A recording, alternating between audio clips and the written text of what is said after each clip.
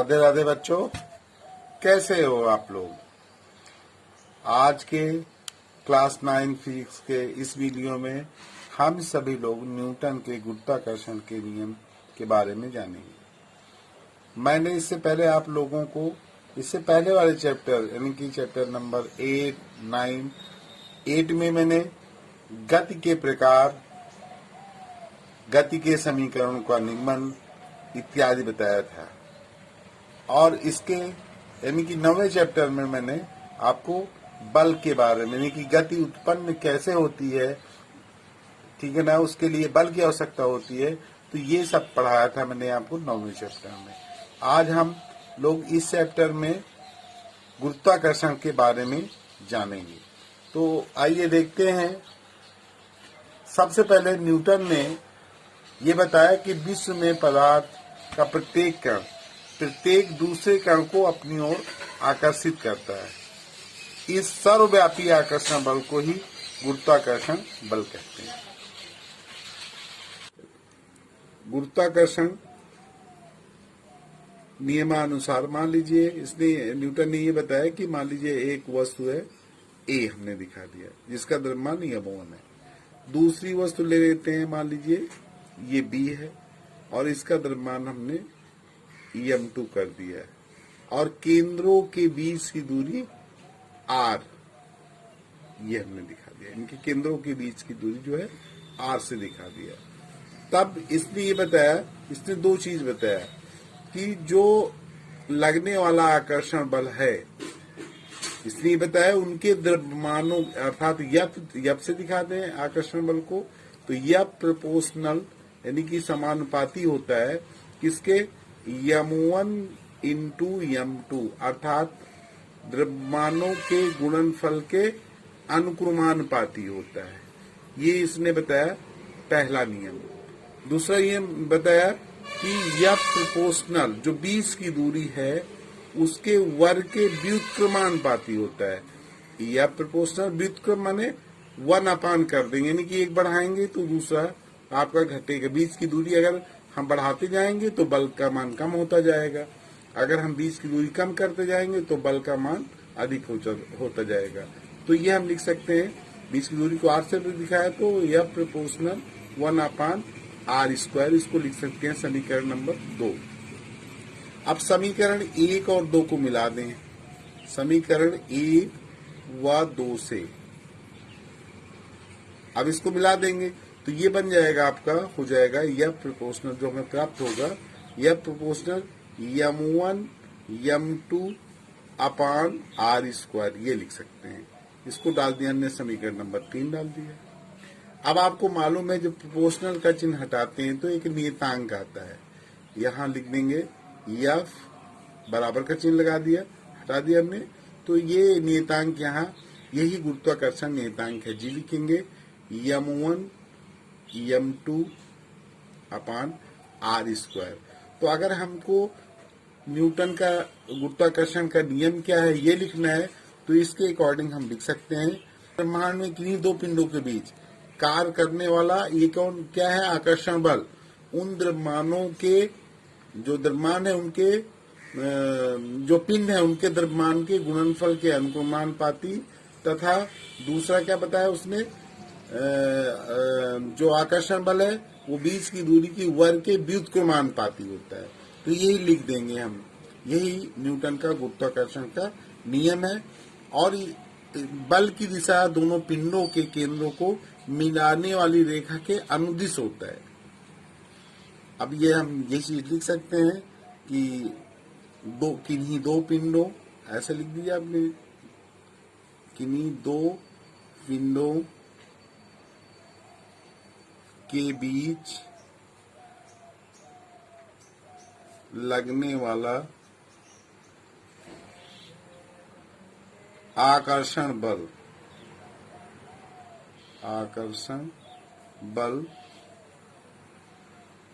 उन पिंडों के द्रव्यमानों के गुणनफल के अनुक्रमानुपाती होता है, के अनुक्रमानुपाती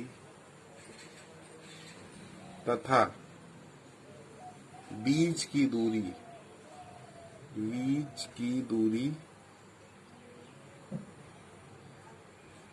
के व्युत्क्रमानुपाती होता है,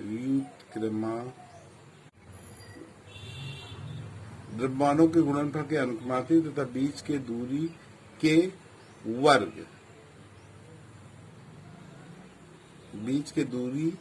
वर्ग, के व्युत्क्रमानुपाती होता है। ये न्यूटन का गुरुत्वाकर्षण का नियम हो गया। हम कह सकते हैं कि किन्हीं दो पिंडों के बीच लगने वाला आकर्षण बल उन पिंडों के द्रव्यमानों के गुणनफल के अनुक्रमानुपाती तथा बीज की दूरी के वर्ग के व्युत्क्रमानुपाती होता है। यही न्यूटन का गुरुत्वाकर्षण का नियम है। अब हम देखते हैं न्यूटन के गुरुत्वाकर्षण नियतांक की परिभाषा। तो देखिए, हमने आपको बताया था F = G(m1m2)/r²। जहाँ मैंने आपको बताया था, आपको मालूम है m1 m2 क्या है, r क्या है। m1 m2 द्रव्यमान है दोनों पिंडों के, r बीज की दूरी है। तो यहाँ पर हमें किसकी परिभाषा लिखना है? G की, गुरुत्वाकर्षण नियतांक की। तो यहाँ तीरे गुणा कर दिया, F r², ये गुणा कर दिया इसका, = G(m1)(m2), ये हो गया। तो अगर हमें G निकालना है, G तो गुणे में लिखा है इसके साथ, ये बटे में आ जाएगा। F r², यहाँ लिख देंगे m1 m2। अब यहाँ पर लिख देंगे यदि r का मान 1 मान ले, m1 m2 एकांक के भी दिखा दे 1। मान लीजिए द्रव्यमान है, इसको किलोग्राम लिख दिया, इसको मीटर लिख दिया, दूरी का मात्रक मीटर होता है।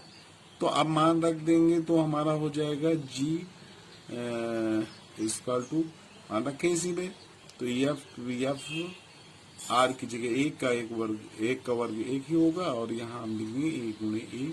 तो इसका मतलब है G = F हो जाएगा। तो इसका मतलब क्या हुआ, इसकी परिभाषा क्या बनी? तो ये लिख सकते हैं कि गुरुत्वाकर्षण नियतांक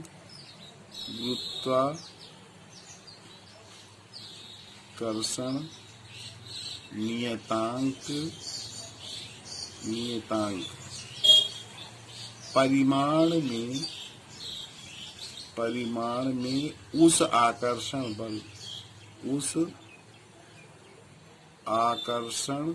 बल, क्योंकि G = F है, तो उस आकर्षण बल के बराबर होता है जो एकांक पिंडों के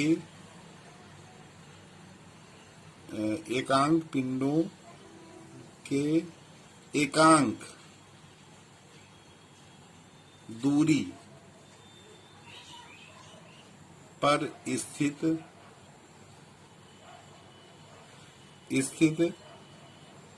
दो पिंडों के बीच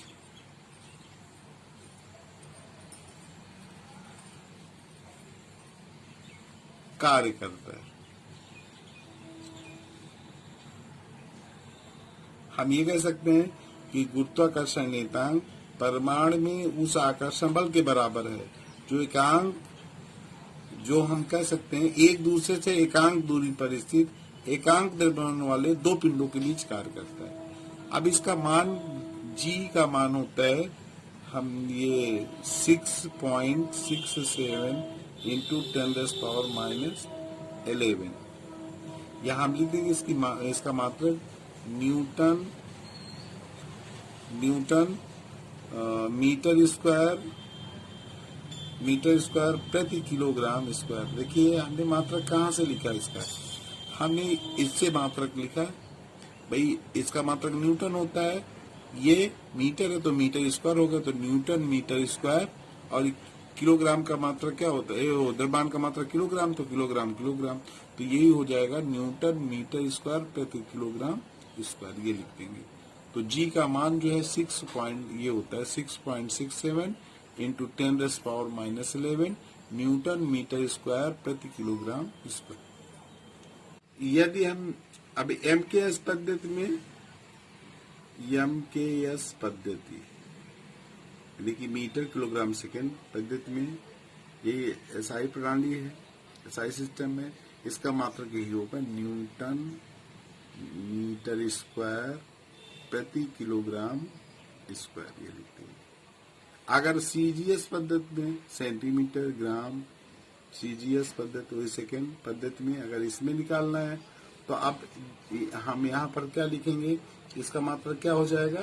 तो अब इस सीजीएस पद्धति में यदि हमको निकालना है मात्रक, तो देखिए बल का मात्रक क्या होता है, न्यूटन की जगह हम डाइन लिख देंगे और मीटर स्क्वायर की जगह हम सेंटीमीटर स्क्वायर लिख देंगे और इसकी जगह किलोग्राम स्क्वायर है तो यहाँ ग्राम स्क्वायर लिख देंगे। तो सीजीएस पद्धति में इसका मात्रक ये हो जाएगा क्या, 9 सेंटीमीटर स्क्वायर प्रति ग्राम स्क्वायर, ये हो जाएगा। अब जी का मान देखिए, जी का मान बहुत कम होता है 6.67 इंटू 10⁻⁻11 यानी कि 10 की घात -11। अगर इसको हम इस तरह भी लिख सकते हैं 6.67 और बटे में लाएंगे तो 10 की घात कितना हो जाएगा 11, इनकी 11 जीरो 6.67 यहाँ 1 2 3 4 5 6 7 8 9 10 ये लिख देंगे 11, 1 2 3 4 5 6 7 8 9 10 11, इससे भाग देंगे तो अभी यहाँ 11 जीरो तो 11 अंक दशमलव इधर जाएगा, तो एक ये है यानी कि 10 जीरो यहाँ लिखेंगे 0.000000 1 2 3 4 5 6 7 8 9 10 और फिर लिखेंगे 6.67 न्यूटन। तो देखिए कितना कम मान है। तो ये हम ये कह सकते हैं कि इसका जो आकर्षण बल का परिमाण जो है अधिक क्यों होता है। हम ये कह सकते हैं कि जी का मान इतना कम होने के कारण ही हम दैनिक जीवन में इस बल का अनुभव नहीं करते, परंतु आकाशीय पिंडों के द्रव्यमान इतने अधिक होते हैं कि उनके बीच आकर्षण बल का परिमाण भी अधिक होता है। आकाशीय ग्रहों या उपग्रहों में ये बल आवश्यक अभिकेंद्र बल प्रदान करता है, जिसके कारण पृथ्वी सूर्य के परितः तथा चंद्रमा पृथ्वी के परितः परिक्रमा लगाती है। बल क्या होता है ये जानेंगे। गुरुत्व बल, तो गुरुत्व बल क्या होता है ये पहले जान लेते हैं। तो हम ये कह सकते हैं कि गुरुत्व बल वो आकर्षण बल है जिससे पृथ्वी किसी वस्तु को अपनी केंद्र की ओर आकर्षित करती है। हम ये कह सकते हैं मतलब गुरुत्व बल, यहां लिखते हैं गुरुत्व बल वह बल है जिससे किसी वस्तु को पृथ्वी अपने केंद्र की ओर आकर्षित करती है।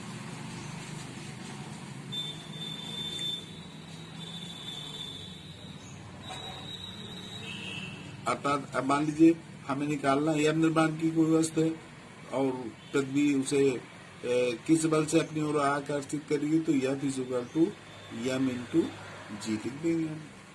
गुरुत्वीय त्वरण मतलब यम क्या है, द्रव्यमान है, और ये क्या है, तो ये गुरुत्व बल है, F = m × g लिख देंगे। दोनों में अंतर क्या है देख लो। गुरुत्वीय त्वरण इसको ए से प्रदर्शित करते हैं। गुरुत्वीय त्वरण की परिभाषा क्या हो जाएगा, अगर मान लीजिए हम ये कहेंगे कि मुक्त रूप से पृथ्वी की ओर कोई वस्तु जब गिर रही हो तो उसके प्रति सेकेंड जो उसके वेग में प्रति सेकेंड होने वाले परिवर्तन को हम क्या कहेंगे, गुरुत्वीय त्वरण कहेंगे। इसको जी से प्रदर्शित करते हैं।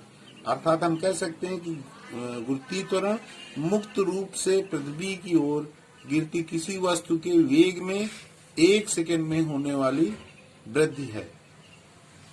राधे राधे बच्चों, आज के लिए सिर्फ इतना ही। आप लोग, इससे पहले मैंने आपको इस चैप्टर का PDF भेजा था, उसको ध्यानपूर्वक पढ़ा ही होगा, नहीं पढ़ा तो फिर पढ़ लो, फिर इस वीडियो को देखो और जो शेष चीजें रह जाती हैं उसे मैं अगले वीडियो में आपको समझाऊंगा।